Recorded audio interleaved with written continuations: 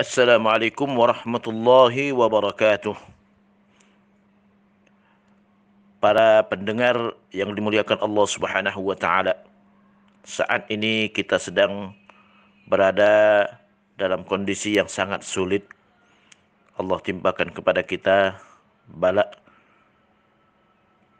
dengan serangan wabah yang sangat berbahaya, yang banyak menjadi sebab kematian dari manusia, yaitu wabah corona. Wabah tidak akan menimpa kepada kita melainkan sebagai teguran dari Allah Subhanahu wa taala. Teguran atas dosa yang banyak kita lakukan. Allah Subhanahu wa taala berfirman di dalam Al-Qur'an, "Dhaharal fasadu fil barri wal bahr bima kasabat aydin nas liyudhiqahum ba'dalladzi 'amilu la'allahum yarji'un."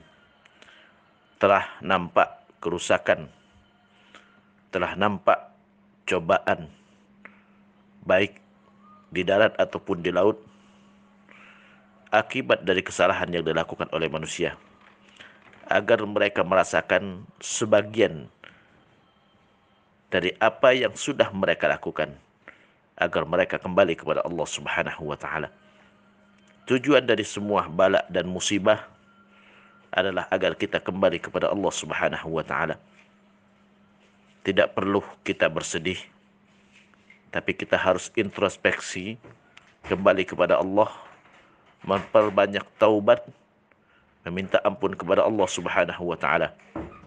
Taubat adalah dengan kita menyesal atas kesalahan yang pernah kita lakukan. Tidak ada manusia yang lepas daripada dosa.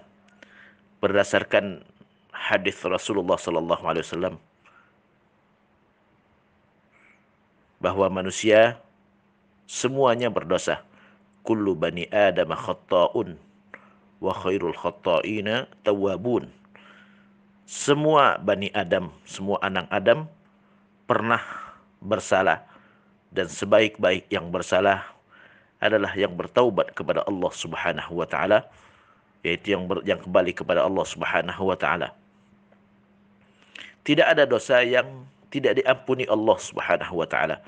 Semua dosa pasti bisa diampuni oleh Allah selama kita tidak menyekutukan Allah Subhanahu wa taala.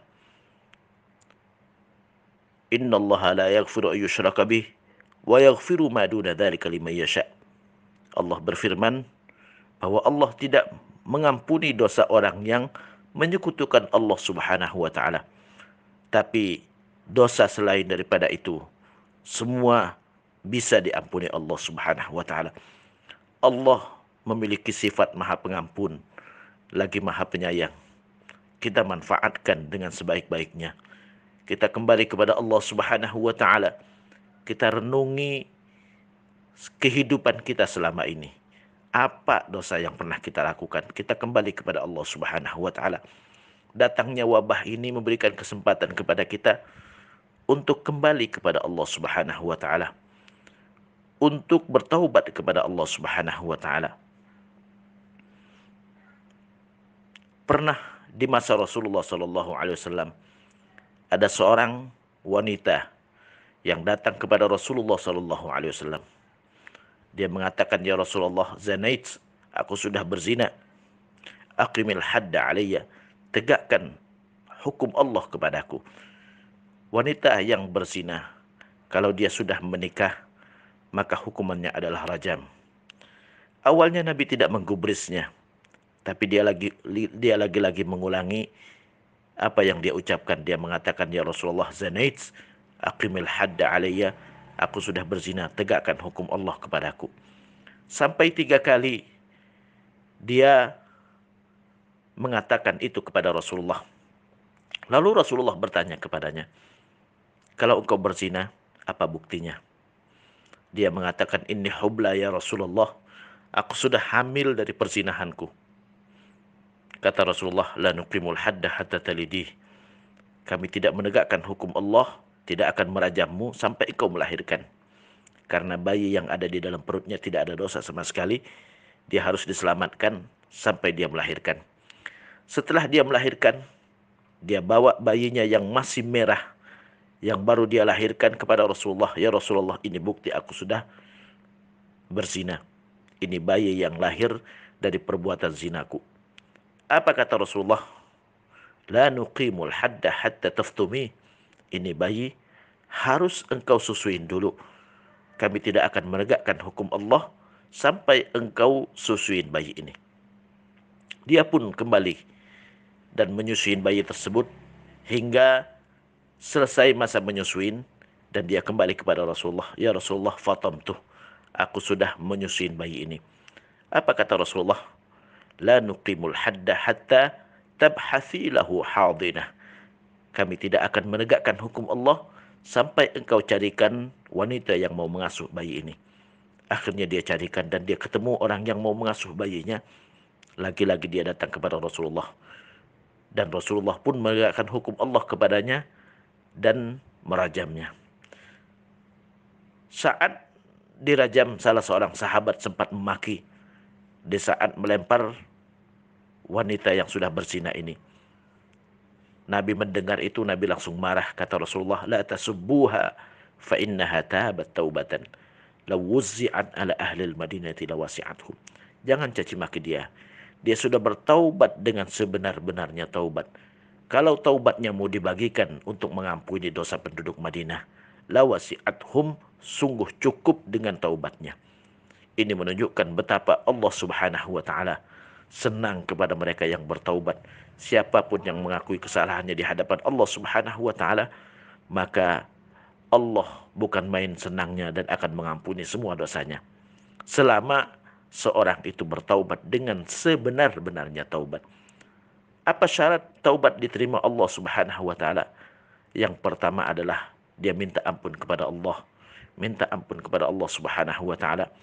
Mungkin di antara kita selama ini sering meninggalkan solat, atau paling tidak meremehkan solat, atau paling tidak sering mengakhirkan solat, atau paling tidak kita solat tidak dengan khusyuk, maka kita minta ampun kepada Allah Subhanahu wa taala, karena kita sudah diberikan kesempatan oleh Allah Subhanahu wa taala untuk menghadap kepadanya dengan hati yang khusyuk, menghadirkan hati kita untuk berbicara dengan Allah Subhanahu wa taala, tapi kita tidak manfaatkan dengan sebaik-baiknya.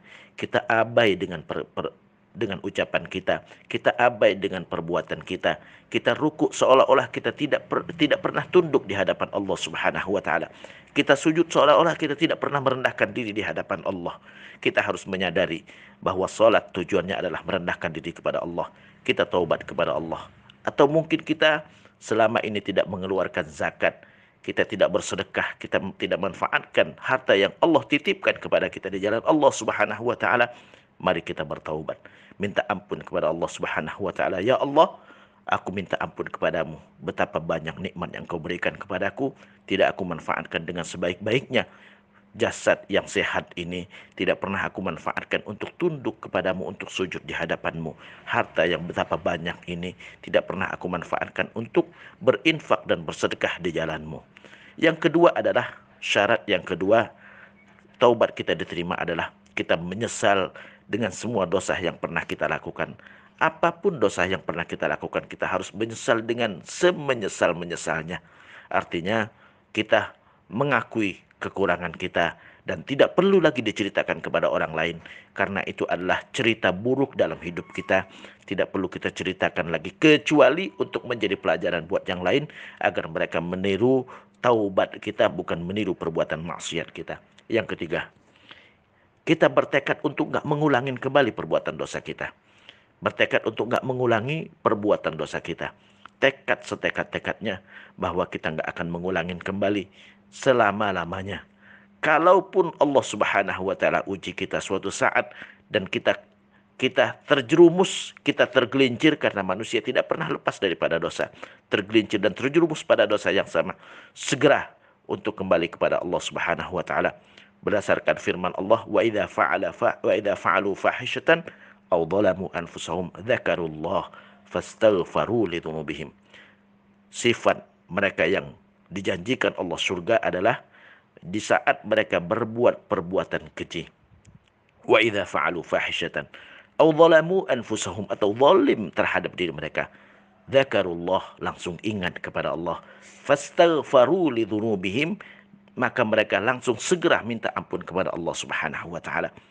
Bisa saja kita terjerumus pada dosa yang sama, tapi jangan berlarut-larut. Itu adalah hanya kealfaan kita, dan segera kembali kepada Allah. Jadi bertekad untuk tidak mengulangi kembali. Yang keempat adalah menggantinya dengan kebaikan yang banyak. Kalau kita sering melalaikan sholat, perbanyak sholat sunnah. Kalau kita sering tidak mengeluarkan zakat, perbanyak sedekah sunnah. Kalau zakatnya itu tidak terhitung lagi, maka kita perbanyak sedekah sunnah, infak sunnah. Kalau kita sering tidak melaksanakan puasa di bulan Ramadan, perbanyak puasa sunnah.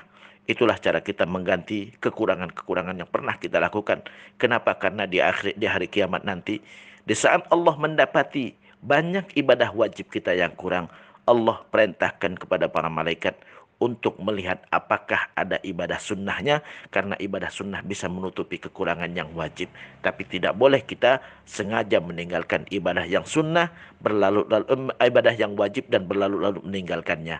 Kita di saat sudah melakukan kesalahan banyak meninggalkan yang wajib, ayo perbanyak melakukan yang sunnah untuk menggantinya. Kalau sudah tidak terhitung lagi, zakat banyak kita tinggalkan, kita tidak bisa menghitungnya lagi berapa zakat yang harus kita keluarkan. Perbanyak sedekah sunnah, perbanyak infak sunnah. Mudah-mudahan itu bisa menutupi kekurangan yang sebelumnya.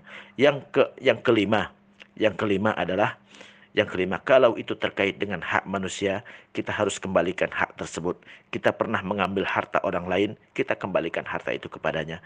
Kita pernah zolim kepada orang lain, kita minta maaf kepadanya. Karena dosa kepada manusia Allah tidak maafkan sampai kita minta halalkan kepada yang bersangkutan. Dalam sebuah hadis Rasulullah SAW bersabda, tidak ada seorang yang menzalimi orang lain melainkan dia tidak akan lepas daripada kezalimannya sampai dia minta halalkan kepada yang bersangkutan. Demikian, mudah-mudahan kita termasuk orang yang bertaubat kepada Allah. Ada 5 syarat taubat tadi. Yang pertama adalah meminta ampun kepada Allah. Yang kedua adalah menyesal atas dosa yang pernah kita lakukan. Yang ketiga, bertekad untuk gak mengulangin kembali. Yang keempat adalah menggantinya dengan kebaikan yang banyak. Yang kelima, kalau itu terkait dengan dosa kepada manusia, kita minta maaf kepada yang bersangkutan dan mengembalikan haknya.